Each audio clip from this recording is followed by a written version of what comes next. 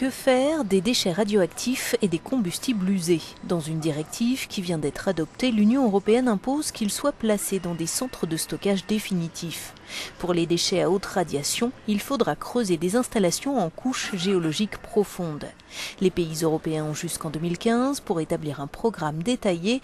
En revanche, il sera toujours possible d'exporter ces déchets vers des pays tiers. Le vrai souci, c'est que les pays qui produisent les déchets ne vont pas les gérer. Ils tentent d'en faire le problème d'autres pays, en les exportant par exemple vers la Russie. La Bulgarie et la Hongrie notamment ont des accords avec Moscou. Et le représentant permanent de la Russie auprès de l'Union européenne n'y voit pas d'inconvénient à l'Europe de fixer des règles cohérentes, dit-il, la Russie a les siennes.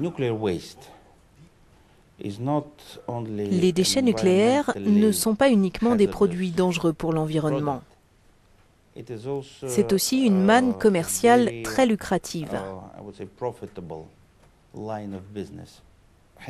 La gestion des déchets nucléaires est très importante, c'est un sujet sensible et elle doit être réglementée correctement et contrôlée correctement. La Commission européenne aurait préféré une interdiction pure et simple des exportations, mais les États membres n'ont pas suivi. Sur les 27 pays de l'Union, 14 possèdent des réacteurs nucléaires qui génèrent chaque année 50 000 mètres cubes de déchets radioactifs.